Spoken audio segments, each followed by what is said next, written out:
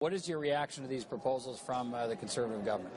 Well, I think I should start with, given how I've been going after the minister, saying that there's lots of good things in this bill. It's pretty hard not to, because so many good pieces of advice have come from the Chief Electoral Officer for some time. But they're sort of housekeeping style things. The idea of giving the Commissioner for Elections Canada no new investigative powers, I think, is one huge problem with this bill. I also think that a sleeper is going to be the fact that the minister seems to be so preoccupied with the Chief Electoral Officer that he's stripped him of virtually every public education function in Section 18 of the Act. Basically, he's only allowed to tell people how to vote, where to vote, how to sign up. None of the public education functions of the Elections Canada have been retained in the Act. Okay, we'll come back to some of these now, but let me just get Mr. Goodale's opinion here. Your leader, Mr. Trudeau, described these changes as an attack on Elections Canada. Why do you believe that? Well, they are indeed an attack on Elections Canada.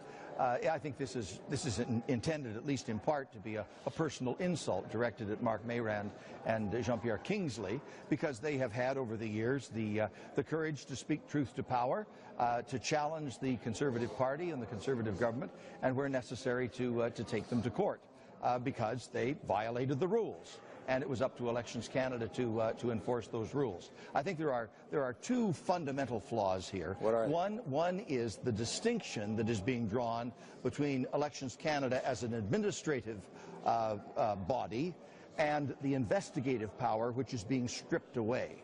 And they're building in distance and maybe even a wall between the body that has the information, the evidence, the expertise, the experience, that's Elections Canada, and the investigative function that will now be totally separate and apart. Okay, so how do you link up the evidence with the investigator? I think that's a critical flaw. Okay, Craig Scott, what's your view on that? Because the minister's telling us that, look, this will actually, separating these functions will actually create more independence for the Commissioner of Elections, and allow him to do a job without, wondering if he's going to get fired by the Chief Electoral Officer or something else.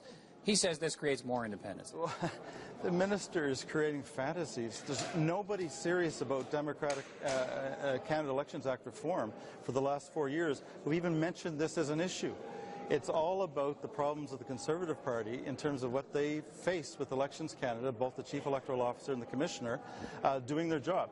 And so everything that Ralph said is absolutely correct in terms of there being no actual proximate cause, a reason for them to be doing this. Keep in mind that right now, the Commissioner for Elections Canada cannot prosecute without the authorization of the Director of Public Prosecution. So you move him or her over to the Office of the Director of Public Prosecution with the same structure.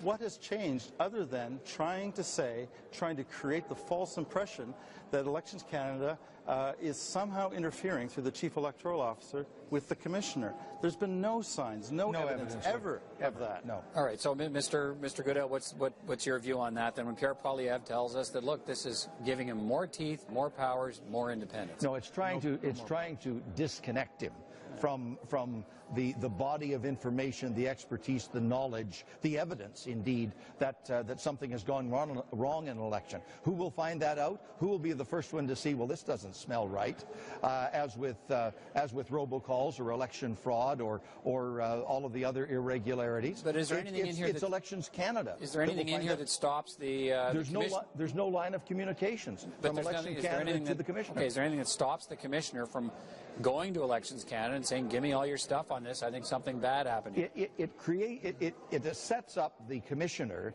in a passive role.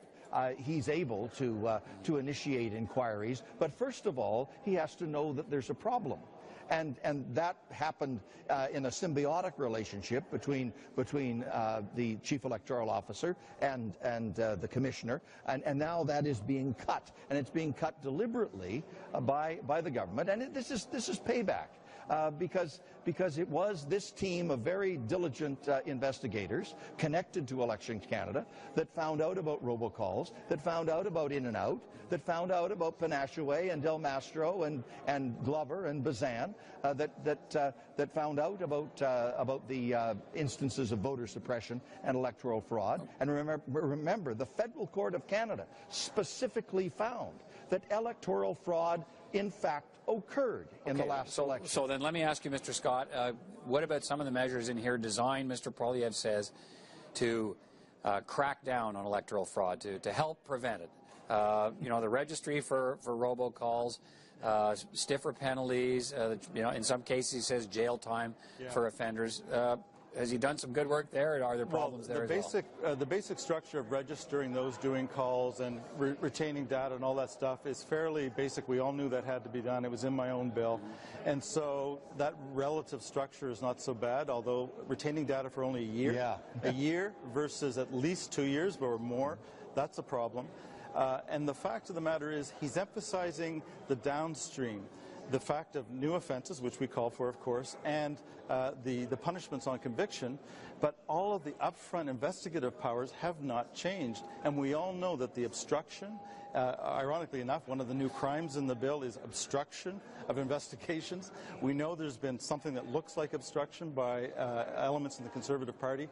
The fact is the investigative tools that we know would help, including compelling witnesses along the model of the Competition Act, were not included. No new powers. So he's selling you a line, or selling Canadians a line, when he talks about new powers. There are no new powers. So what about, he does say, the minister does say, Mr. Goodale, he's open to, you know, possible amendments, people who think they can improve the bill. So we'll see about that. Do you have a lot of things to bring to the table? We'll have a number of ideas. We've presented motions and bills in the House in the past as well. And there's a lot of good advice on the public record from the Chief Electoral Officer that has not been embedded in this legislation. Do you think, so we will have suggestions to make, and we'll see if Mr. Van Loan comes along here about a week or two down the road and puts on time allocation and calls the debate to a conclusion. That will be a very telling point. Ultimately, the changes are supposed to, Mr. Scott, help prevent fraud. Is there enough in this that you think Canada's election, if it's passed, Canada's electoral law will be stronger than it is today? Well, look, it's going to be somewhat stronger, so I'm going to already concede that. But the investigative side is going to be a problem. Also, by the way, my own bill at least tried to signal and address the problem of extraterritorial use of calls. There's nothing in the Act on that. So North Dakota firm can basically be operating outside the parameters of this with no attempt to deal with that. It's not an easy question, but there's no attempt in this Act.